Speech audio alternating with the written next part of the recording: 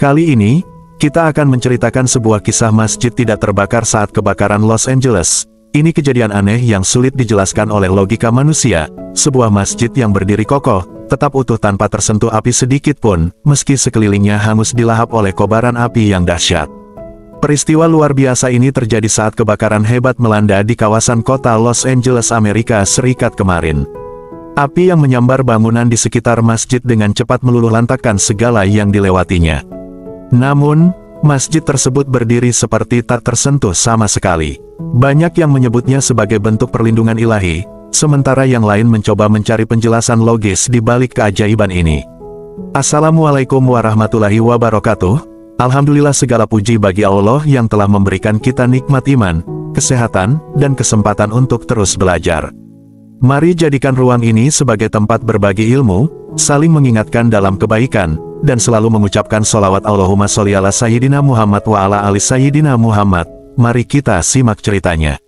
Malam itu, langit di atas Los Angeles tampak cerah, dihiasi bintang-bintang yang bersinar redup di tengah gemerlap lampu kota. Jalan-jalan di pusat kota hidup seperti biasa, dipenuhi tawa dan percakapan hangat. Kafe-kafe dipenuhi pelanggan, musik dari bar-bar kecil mengalun merdu, dan kendaraan melintasi jalan dengan riuh rendah klaksonnya. Tidak ada tanda-tanda bahwa malam itu akan menjadi mimpi buruk yang menghantui kota ini. Jam menunjukkan pukul 9 malam, ketika sebuah ledakan mengguncang distrik industri di pinggiran kota. Sebuah gudang tua, tempat penyimpanan bahan kimia, tiba-tiba meledak. Suara ledakan itu memecah malam, disusul dengan kobaran api yang menjulang tinggi ke langit. Gelombang panas dari ledakan menghancurkan jendela-jendela di radius ratusan meter, membuat warga yang tinggal di sekitar lokasi panik dan berhamburan keluar rumah. Api menyebar dengan kecepatan yang mengerikan, seperti monster yang bangkit untuk melahap apa saja di sekitarnya. Bahan-bahan mudah terbakar di dalam gudang itu menjadi bahan bakar sempurna, sementara angin Santa Ana yang bertiup kencang dari arah timur mempercepat penyebarannya. Dalam hitungan menit, kobaran api sudah melahap bangunan-bangunan lain di sekitarnya. Petugas pemadam kebakaran menerima panggilan darurat pertama 15 menit setelah ledakan itu terjadi. Namun, ketika mereka tiba di lokasi, mereka langsung disambut oleh dinding api yang mengerikan. Suhu panas menyengat, membuat mereka kesulitan mendekati titik pusat kebakaran. Meski begitu, mereka tak menyerah, berjuang keras dengan segala peralatan yang mereka miliki.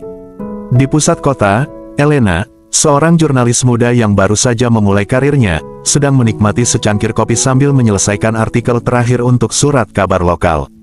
Suasana tenang di kafe itu tiba-tiba berubah ketika suara ledakan menggema dari kejauhan.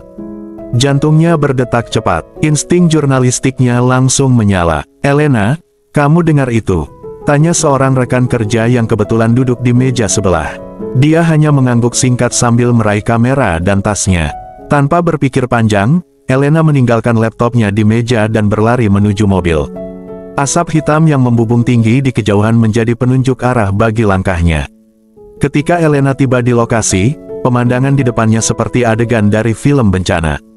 Sirene kendaraan darurat meraung-raung tanpa henti, orang-orang berlarian dalam kepanikan, sementara kobaran api yang menjulang tinggi memancarkan cahaya jingga yang menakutkan. Bangunan-bangunan runtuh satu persatu, menyerah pada panas yang tak tertahankan. Dia mengangkat kameranya, merekam setiap detik dari kejadian itu. "Ini lebih besar dari apa yang pernah saya bayangkan," gumamnya pelan. Hati Elena berdebar keras, bukan hanya karena ketegangan, tetapi juga karena nalurinya tahu bahwa ia sedang menyaksikan sesuatu yang akan dikenang sejarah. Namun, di tengah kehancuran itu, sesuatu yang aneh menarik perhatiannya. Di antara reruntuhan bangunan yang terbakar, berdiri sebuah masjid kecil. Masjid itu terlihat tak tersentuh oleh kobaran api. Atapnya tetap utuh, dindingnya tidak hangus sedikit pun. Elena mengerutkan kening, tidak percaya dengan apa yang dilihatnya. Dia mendekati masjid itu, berusaha mencari penjelasan. Para petugas pemadam kebakaran pun tampak kebingungan. "Bagaimana mungkin?" gumam salah satu dari mereka sambil menggelengkan kepala.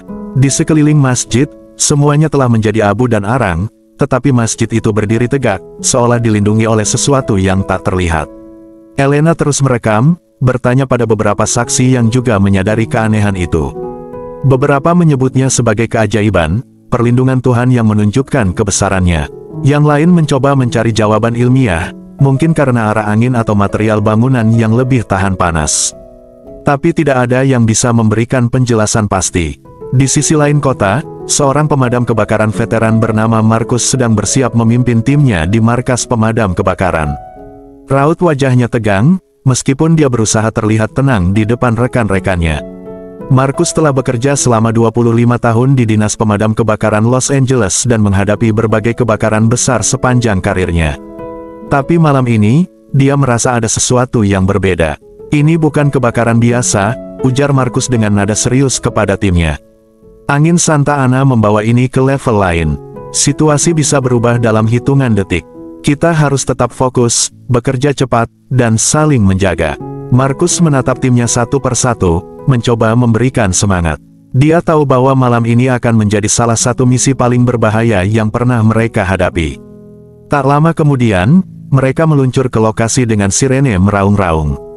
Ketika tiba di garis depan kebakaran, mereka disambut oleh pemandangan yang menakutkan. Gedung-gedung apartemen sudah mulai dilahap api, dengan warga yang terjebak di dalamnya. Dari jendela lantai atas, terdengar teriakan minta tolong. Markus segera memberikan instruksi. Tim 1, siapkan tangga. Tim 2, buat jalur evakuasi. Jangan lepaskan perhatian, api ini bergerak cepat. Teriaknya sambil memasang masker oksigen. Mereka bekerja tanpa henti, memanjat tangga, memecahkan jendela, dan mengevakuasi penghuni satu persatu. Tangisan anak-anak dan jeritan panik membuat situasi semakin mencekam. Namun, Markus tetap tenang.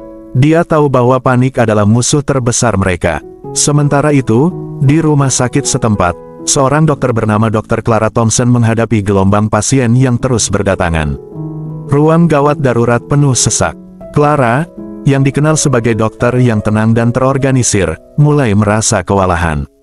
"Dok, kita butuh lebih banyak oksigen untuk pasien yang keracunan asap," ujar seorang perawat dengan nada panik. "Ambil dari ruang penyimpanan, prioritaskan pasien yang kondisinya paling parah," jawab Clara cepat. Dia berusaha tetap fokus meskipun pikirannya terus bertanya-tanya, berapa banyak lagi yang akan datang malam ini.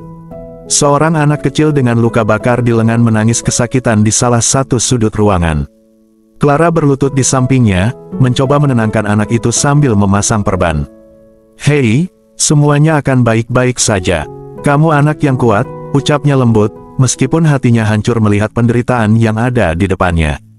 Kembali ke pusat kebakaran, Elena terus bergerak, merekam setiap momen di tengah kepanikan. Dia tahu bahwa ini adalah cerita besar yang harus diceritakan kepada dunia. Namun, semakin lama, asap tebal dan panas mulai membuatnya sulit bernapas. Dia mengenakan masker kecil yang ada di tasnya dan melanjutkan liputan. Saat itu, Elena melihat seorang pria tua di pinggir jalan. Pria itu duduk di tanah, memeluk seekor anjing kecil sambil menangis. Elena mendekatinya. "Pak, apa yang terjadi?" tanya Elena dengan lembut. Pria itu mengangkat wajahnya yang basah oleh air mata. "Rumah saya semuanya habis terbakar," jawabnya dengan suara gemetar. "Saya hanya sempat menyelamatkan anjing saya ini. Semua yang saya miliki hilang." Elena terdiam, hatinya ikut hancur. Tapi dia tahu, kisah pria itu harus didengar. Dia menyalakan kameranya dan meminta izin untuk merekam, berharap ceritanya bisa menggugah hati banyak orang untuk membantu para korban. Sementara itu, Markus dan timnya menghadapi tantangan baru. Mereka menerima laporan bahwa sebuah panti asuhan berada di jalur api, dengan anak-anak yang terjebak di dalamnya. Tanpa berpikir panjang, Markus memimpin timnya menuju lokasi. Ketika tiba, pemandangan di sana sangat kacau. Anak-anak kecil berteriak ketakutan, sementara para pengasuh berusaha menjaga mereka tetap tenang. Markus segera mengambil alih situasi. "Kita harus bergerak cepat. Anak-anak ini prioritas utama," serunya kepada timnya. Mereka bekerja dengan cepat, mengevakuasi anak-anak satu persatu. Tangisan dan jeritan menggema di udara, tapi Markus tetap fokus. Ketika semua anak berhasil dievakuasi, Markus mendengar suara kecil dari dalam gedung. Hatinya berkata bahwa ada bayi yang tertinggal. Tanpa ragu, Markus kembali masuk ke dalam gedung yang hampir roboh. Asap tebal membuatnya sulit bernapas, dan suhu panas membuat kulitnya seperti terbakar. Tapi dia terus maju, mencari sumber suara itu. Akhirnya, dia menemukan bayi itu tergeletak di atas tempat tidur kecil. Markus mengangkat bayi itu dengan hati-hati dan segera berlari keluar. Tepat ketika dia keluar dari gedung, atap bangunan itu runtuh di belakangnya. Suara sorakan kecil terdengar dari warga yang menyaksikan dari kejauhan. Namun, bagi Markus, sorakan itu tidak penting. Dia hanya memikirkan satu hal, bayi itu selamat. Saat pagi perlahan menyapa Los Angeles, kabut asap masih menggantung di udara, membawa aroma hangus yang menusuk hidung. Api yang melahap separuh distrik industri memang mulai mereda, tetapi bara-bara kecil masih tersebar, mengancam untuk menyala kembali. Petugas pemadam kebakaran masih bekerja keras, menyiram titik-titik panas yang tersisa. Kota ini telah berubah menjadi bayangan kelam dari dirinya. Lebih dari separuh distrik industri hancur, dan beberapa bagian kota lainnya ikut terkena dampaknya. Jalan-jalan yang biasanya sibuk kini dipenuhi puing-puing, kendaraan yang hangus, dan bekas bangunan yang runtuh. Namun, di tengah kehancuran ini, kisah-kisah keberanian dan kemanusiaan mulai bermunculan. Elena, yang sudah tidak tidur lebih dari 24 jam, akhirnya berhasil mengirimkan artikelnya ke redaksi. Dengan mata yang berat dan tubuh yang lelah, dia mengetik kata-kata terakhirnya sebelum mengirim artikel berjudul Los Angeles yang terbakar, kisah keberanian di tengah tragedi. Artikel itu menjadi pengingat bahwa di balik kehancuran ini ada orang-orang yang berjuang tanpa pamrih demi menyelamatkan nyawa. Markus, meskipun tubuhnya penuh luka bakar ringan dan kelelahan luar biasa, tetap berada di lokasi hingga pagi hari. Dia memastikan tidak ada korban yang tertinggal di reruntuhan. Di wajahnya terpancar kelelahan yang mendalam, tetapi matanya tetap memancarkan dedikasi. Aku harus yakin semuanya aman, gumamnya pelan, lebih kepada dirinya sendiri. Sementara itu, di rumah sakit setempat, Dr. Clara Thompson akhirnya mendapatkan momen untuk beristirahat. Dia duduk di sudut ruang istirahat dengan secangkir kopi dingin di tangannya. Di sekelilingnya, perawat dan dokter lain tampak sibuk merawat gelombang pasien yang masih berdatangan. Clara merasa lelah, tubuhnya nyaris menyerah, tetapi hatinya sedikit tenang. Dia tahu bahwa mereka telah melakukan yang terbaik untuk membantu para korban. Di antara puing-puing dan reruntuhan, matahari pagi mulai muncul di balik horizon, memberikan sedikit harapan bagi kota yang sedang terluka ini. Los Angeles adalah kota yang tangguh. Seperti yang selalu terjadi, kota ini akan bangkit kembali, membangun dirinya dari abu seperti burung phoenix. Namun, pagi itu menyimpan sebuah kejutan yang membuat warga terdiam dalam kekaguman. Di tengah kawasan yang hangus terbakar, sebuah bangunan berdiri kokoh tanpa sedikit pun tanda kerusakan. Itu adalah sebuah masjid kecil bernama Masjid Al-Amanah, yang terletak di perbatasan distrik industri. Dinding-dinding putihnya masih bersih, kubah peraknya berkilauan memantulkan sinar matahari pagi. Pemandangan itu tampak mustahil, mengingat bangunan-bangunan di sekitarnya telah rata dengan tanah. Warga yang menyaksikan fenomena itu mulai berbisik. Beberapa menyebutnya sebagai keajaiban, perlindungan dari Tuhan. Yang lain mencoba mencari penjelasan logis. Tetapi tidak ada yang bisa memahami bagaimana masjid itu bisa tetap utuh di tengah kobaran api yang melahap segalanya. Markus, yang sedang beristirahat di tenda darurat, mendengar kabar tentang masjid tersebut dari seorang petugas pemadam lainnya. Rasa penasaran membawanya menuju lokasi. Ketika tiba, dia hanya bisa terdiam. Pemandangan di depan matanya tampak seperti mimpi. Jalanan di sekitar masjid itu hangus terbakar, tetapi halaman masjid tetap bersih, bahkan rumput di sekitarnya tidak gosong. Bagaimana mungkin? Gumam Markus sambil mengamati dinding masjid. Tidak ada bekas hangus, tidak ada jejak asap, bahkan pintu kayunya tetap utuh. Tiba-tiba, seorang pria parubaya keluar dari dalam masjid. Wajahnya terlihat lelah tetapi penuh ketenangan. Dia adalah Imam Yusuf, pemimpin masjid tersebut. Dengan senyum ramah, dia menyapa Markus. "Selamat pagi, Pak. Apa Anda bagian dari tim pemadam kebakaran?" tanyanya. Markus mengangguk sambil mendekat. "Ya, saya mendengar tentang masjid ini. Apa ada orang di dalam ketika kebakaran terjadi?" Imam Yusuf menggelengkan kepala. "Tidak, semua jamaah sudah pulang sebelum kebakaran dimulai. Tapi saya kembali ketika mendengar kabar bahwa api mendekat." "Dan apa yang Anda lakukan?" tanya Markus dengan nada penasaran. "Saya hanya bisa berdoa," jawab Imam Yusuf dengan suara rendah, matanya menerawang. "Saya berdiri di sini, di halaman masjid, memohon perlindungan dari Tuhan. Tidak ada yang bisa saya lakukan selain pasrah." Markus terdiam, merenungkan jawaban itu. Di dalam benaknya, dia mencoba mencari penjelasan logis, tetapi tidak ada yang masuk akal. Kobaran api begitu dahsyat, angin begitu kencang, dan bangunan di sekitarnya terbakar habis. Namun, masjid ini tetap berdiri kokoh, seolah dilindungi oleh kekuatan tak terlihat. Kabar tentang masjid yang selamat dari kebakaran segera menyebar. Warga dari berbagai penjuru kota datang untuk melihatnya dengan mata kepala sendiri. Bagi sebagian orang, ini adalah bukti keajaiban dan perlindungan ilahi. Bagi yang lain, ini menjadi simbol harapan di tengah kehancuran. Ketika matahari semakin tinggi, Elena juga tiba di lokasi. Dia berdiri di depan masjid itu, merekam pemandangan yang menggetarkan hati. Dalam benaknya, dia tahu bahwa ini adalah kisah yang harus dia ceritakan. Kisah tentang kebakaran yang membawa kehancuran, tetapi juga tentang keberanian, kemanusiaan, dan sebuah keajaiban kecil yang memberi harapan baru bagi Los Angeles. Elena perlahan berjalan di tengah kerumunan, mendekati Imam Yusuf yang masih berdiri di depan masjid, menyambut warga yang datang. Matanya penuh rasa penasaran, mencoba memahami keajaiban yang baru saja dia lihat. Dengan kameranya tergantung di leher, dia melangkah mendekat. Imam Yusuf, apa yang Anda pikirkan tentang bagaimana masjid ini bisa selamat, sementara bangunan lain di sekitar hancur total?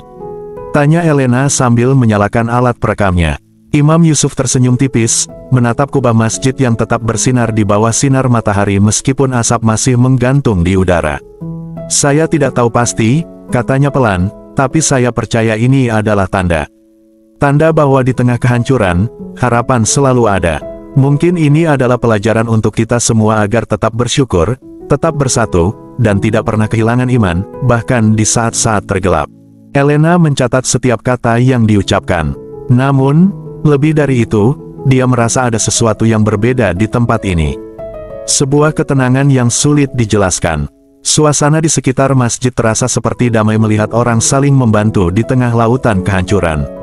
Dia mengangkat kameranya dan mengambil beberapa foto, kubah perak yang berkilauan, dinding putih yang masih bersih, dan orang-orang yang mulai berdatangan mencari perlindungan. Ketika siang menjelang, masjid itu berubah menjadi tempat berkumpul bagi warga yang kehilangan rumah mereka. Imam Yusuf, dengan suara tenang dan penuh keyakinan, mengumumkan kepada semua orang, ini adalah rumah Allah. Siapapun yang membutuhkan bantuan, tanpa memandang agama, latar belakang, atau apapun, dipersilakan masuk. Di sini, kita semua saudara. Pintu masjid dibuka lebar-lebar. Orang-orang mulai masuk, membawa serta keluarga mereka, sebagian dengan wajah penuh air mata, sebagian lagi dengan ekspresi kosong karena kehilangan segalanya. Anak-anak kecil duduk di sudut, memeluk mainan yang berhasil mereka selamatkan. Markus, meskipun lelah dan terluka, langsung bergabung untuk membantu. Dia membantu menyiapkan tempat tidur darurat dengan selimut yang dibawa oleh sukarelawan. Clara tiba di masjid tak lama setelah itu, membawa obat-obatan dan peralatan medis. Bersama tim medis lainnya, dia mulai merawat korban luka ringan. Kita mungkin tidak bisa menyelamatkan semuanya, bisiknya pada dirinya sendiri, tapi kita bisa memberi mereka harapan untuk hari esok. Elena, yang awalnya hanya berniat meliput, kini ikut terlibat. Dia membantu membagikan makanan dan air kepada para pengungsi. Saat itulah seorang ibu muda dengan 2 anak kecil menghampirinya. Wajah ibu itu penuh kelelahan, tetapi ada kilatan rasa syukur di matanya. Kami kehilangan rumah, katanya sambil memeluk erat kedua anaknya, tetapi setidaknya kami masih punya tempat untuk berteduh di sini. Masjid ini adalah keajaiban bagi kami. Saya tidak tahu harus bagaimana tanpa tempat ini. Elena merasakan hatinya tersentuh. Dalam keheningan sejenak, dia menyadari bahwa kisah ini bukan hanya tentang sebuah tragedi, tetapi tentang keberanian, solidaritas, dan keajaiban yang mempertemukan manusia dari berbagai latar belakang. Malam harinya, suasana mulai tenang. Markus, Elena, dan Clara duduk di halaman masjid bersama Imam Yusuf. Langit malam penuh dengan bintang, memberikan kontras yang indah dengan kehancuran di sekeliling mereka. Asap mulai memudar, dan angin malam membawa kesejukan yang meredakan kelelahan mereka. Mereka berbincang tentang pengalaman yang mereka lalui selama 24 jam terakhir. Markus, dengan suara rendah dan penuh perenungan, memulai, ini bukan hanya tentang kebakaran. Ini tentang bagaimana kita bisa bertahan bersama, meskipun situasinya begitu sulit. Semua orang bekerja sama, tidak peduli siapa mereka atau dari mana mereka berasal. Clara mengangguk setuju. Di rumah sakit, saya melihat orang-orang dari berbagai latar belakang dokter, perawat, sukarelawan saling membantu tanpa berpikir panjang. Itu luar biasa. Ketika bencana datang, kita benar-benar melihat sisi terbaik dari kemanusiaan. Elena menambahkan, dan masjid ini mungkin ini pengingat bahwa di tengah kehancuran selalu ada harapan. Bukan hanya sebagai simbol keajaiban, tetapi juga sebagai tempat di mana orang-orang bisa bersatu, saling mendukung. Imam Yusuf mendengarkan dengan tenang sebelum akhirnya tersenyum.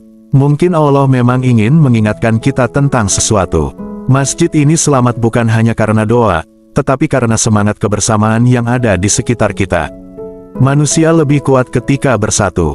Ini adalah pelajaran untuk tidak pernah menyerah dan selalu menolong sesama. Kata-kata Imam Yusuf membuat suasana menjadi hening. Mereka semua terdiam, memandangi bintang-bintang di langit malam yang mulai kembali cerah. Di sudut halaman masjid, anak-anak kecil yang mengungsi tampak tertawa, bermain bersama meskipun mereka baru saja kehilangan rumah mereka.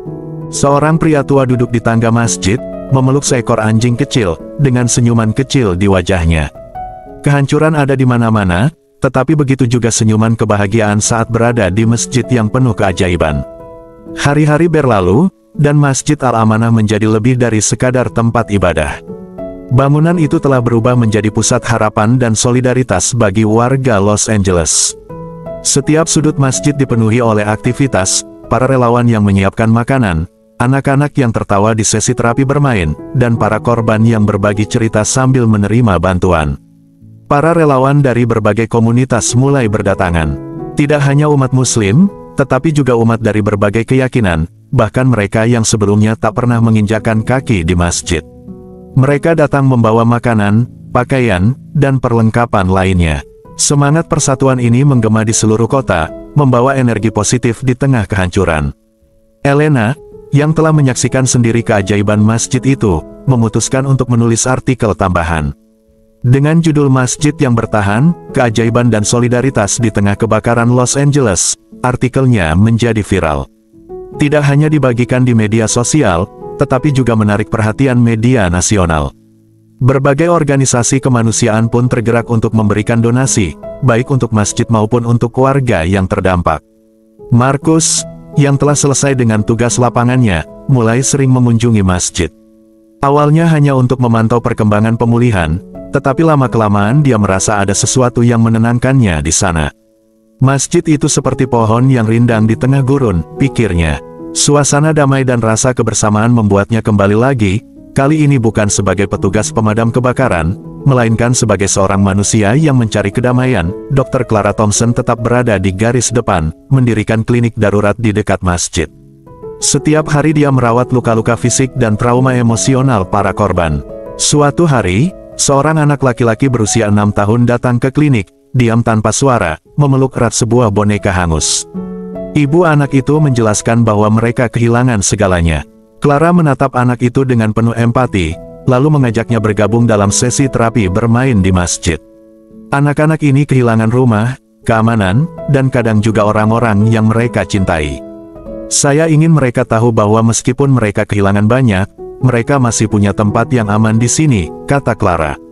Bersama Imam Yusuf dan relawan lainnya, mereka menciptakan ruang bagi anak-anak untuk merasa nyaman kembali. Masjid itu kini menjadi pusat pelatihan kebencanaan.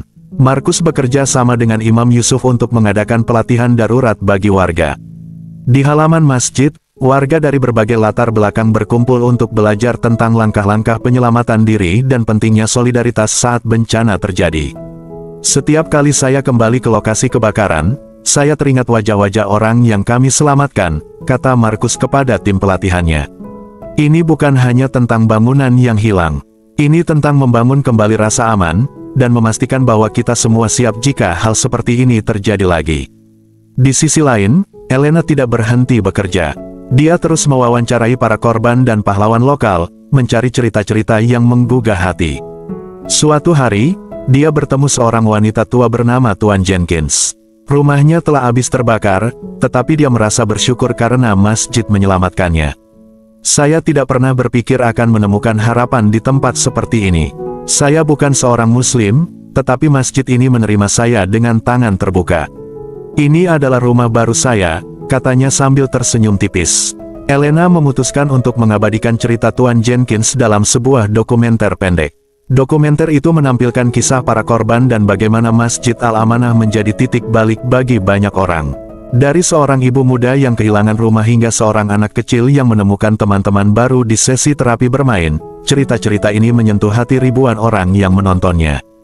Ketika bulan berganti, perlahan-lahan kehidupan di Los Angeles mulai pulih. Namun, jejak kebakaran itu masih terlihat jelas. Banyak bangunan yang harus dibangun kembali, dan banyak keluarga yang harus memulai dari nol. Masjid Al-Amanah tetap menjadi pusat kegiatan, menyediakan bantuan dan dukungan emosional bagi siapa saja yang membutuhkannya. Malam itu, Elena, Markus, Clara, dan Imam Yusuf duduk di teras masjid, menikmati suasana yang tenang. Langit malam Los Angeles yang sebelumnya dipenuhi asap kini bersih dan penuh bintang. Mereka berbicara tentang apa yang telah mereka alami dan apa yang akan datang. Masjid ini adalah simbol keajaiban, kata Elena. Tapi lebih dari itu, ini adalah simbol bahwa manusia bisa bangkit bersama, bahkan di tengah kehancuran. Markus mengangguk, saya tidak akan pernah melupakan wajah-wajah orang yang kami selamatkan, atau bagaimana tempat ini menjadi rumah bagi mereka yang kehilangan segalanya. Clara tersenyum kecil, dan saya tidak akan melupakan anak-anak yang kembali tertawa di sini, meskipun mereka telah melalui trauma yang luar biasa. Imam Yusuf menatap mereka dengan penuh syukur. Allah punya caranya sendiri untuk mengingatkan kita.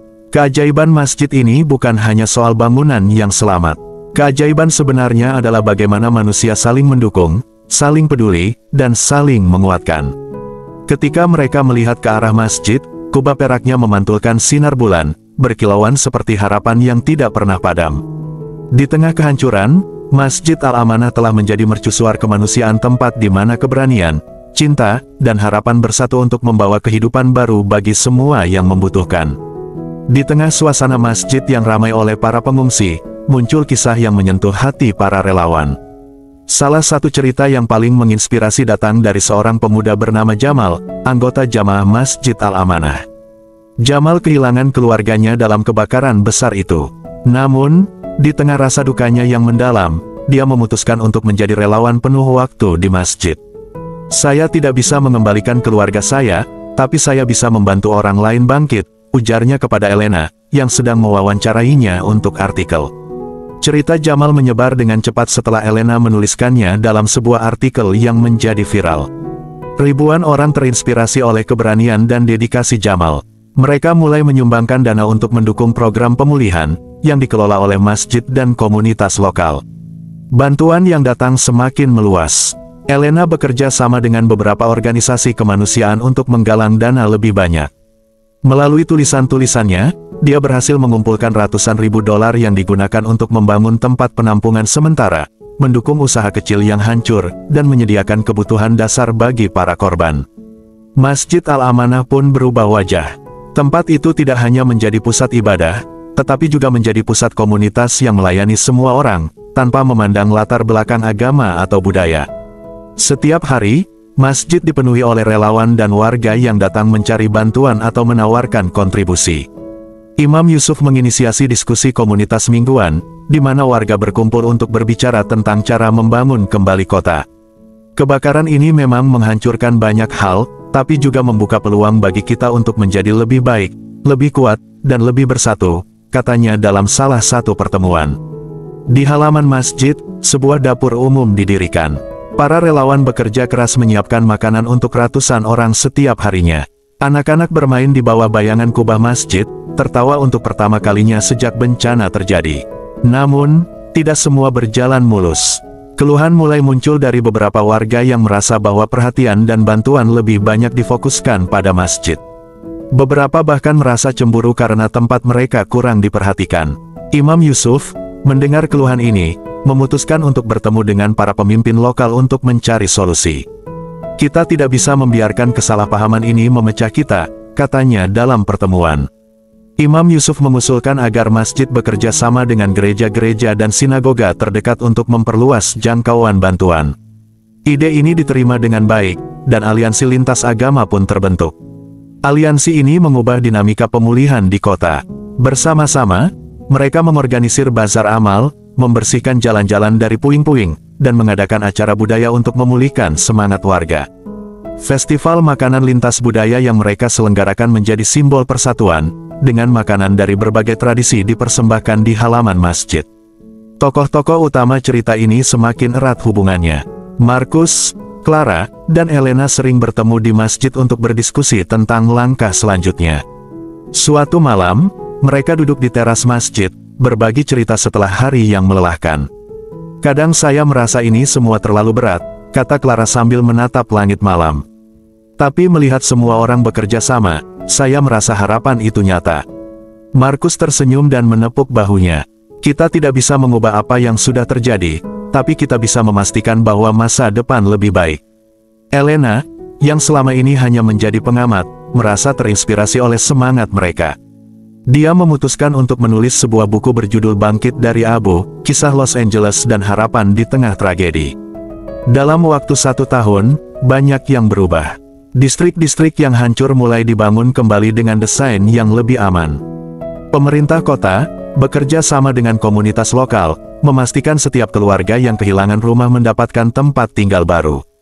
Jamal, yang sebelumnya hanya seorang relawan, kini memimpin organisasi nirlaba yang membantu korban kebakaran di seluruh Amerika Serikat. Maria, yang dulu tinggal di penampungan masjid, sekarang menjadi pengelola dapur umum dan membantu orang lain yang membutuhkan. Ahmed, pemilik toko kelontong yang hancur, kembali menjalankan usahanya dan menjadi donatur utama bagi warga yang kehilangan tempat tinggal.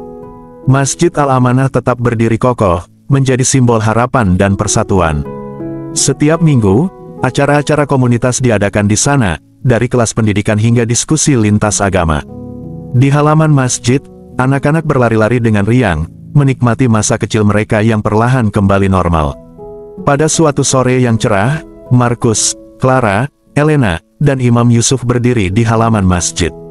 Mereka menyaksikan anak-anak bermain dan tertawa, bayangan mereka bergerak di bawah sinar matahari yang mulai terbenam. "Kita mungkin tidak bisa menghapus luka ini sepenuhnya," kata Imam Yusuf. "Tapi kita telah menunjukkan bahwa bersama, kita bisa bangkit dari apapun." Matahari terbenam, memberikan kilauan emas pada kubah masjid. Di tengah kota yang perlahan pulih, semangat persatuan tetap membara, lebih terang dari api yang pernah membakar Los Angeles.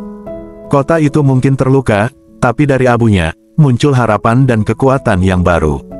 Terima kasih telah menonton kisah ini sampai akhir, semoga teman-teman semua menyukainya. Jika ingin mendengar lebih banyak cerita menarik lainnya, jangan lupa untuk like, komen, dan subscribe channel ini, agar kami dapat terus menghadirkan konten yang inspiratif dan bermanfaat untuk kalian semua.